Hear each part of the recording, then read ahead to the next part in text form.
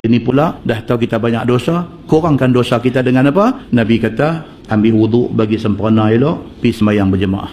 Ambil wuduk bagi sempurna elok-elok, pergi sembahyang berjemaah. Allah Subhanahu wa taala kata, tidak ada janji kepada orang-orang yang pergi berjemaah di masjid ni melainkan ghafarallahu lahu dzunubah, Allah ampun dosa dia. Benda-benda ni nak bagi ringan kita ni. Kita nak balik esok tak mau duk carry, tak mau duk carry berat sangat beban atas belakang kita. Kita nak kita balik pergi ringan, hisab kita tidak banyak di depan Allah Subhanahu wa taala. Kemudian hadis yang kita cerita dalam kuliah hari itu, orang yang jadi orang akhir masuk syurga ni, bila Allah kata dekat dia hang pi masuk syurga, dia kata nak pi macam mana? Dia kata syurga dah penuh, saya ni orang yang last. Tuhan kata hang pi, dia pi sekerat, dia patah balik, dia kata ya Allah, pi pun tak ada guna, saya ni dah hujung dah, tak ada tempat dah. Tuhan kata hang pi 3 kali, dia pun pi. Dan Tuhan kata kat dia kali ketiga ni, hang pi, dia kata aku bagi dekat hang tempat dalam syurga sebesar dunia, bahkan 10 kali ganda dunia. Nabi SAW kata apa? Masya Allah, dia kata. Nabi senyum, Nabi kata apa? Masya Allah. Orang hak last masuk syurga pun dapat 10 kali ganda besar dunia hadu ada ni. Kita kalau orang bagi satu kepala batih ni bagi kat kita pun tak larat jaga dah. Satu kepala batih ni bagi pun tak larat jaga dah. Kan?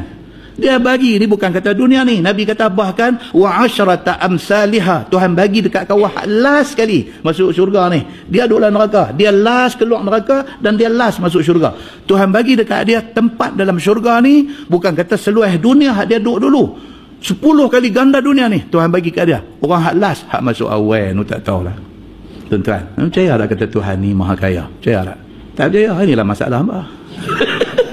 Allah Subhanahu wa taala ni Tuhan Al-Ghani, maha kaya. Al-Ghani, maha kaya. Kaya dia ni bukan macam kaya manusia. Kaya manusia ni kalau bagi luak juga. Kaya Allah ni tak luak. Dia bagilah apa pun, tak luak kekayaan dia.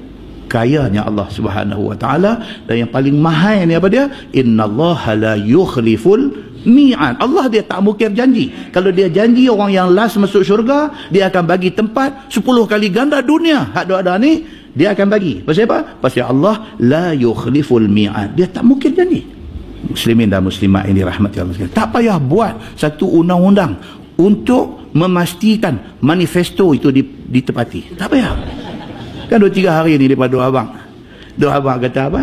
Kena ada satu rang undang-undang ke depan esok lah untuk pilihan raya akan datang ni, tak kira parti mana, kalau nak bertanding dia akan buat manifesto, dan manifesto yang dia buat tu mesti dibind dengan satu undang-undang yang kalau dia tak tunai dia boleh kena tindakan.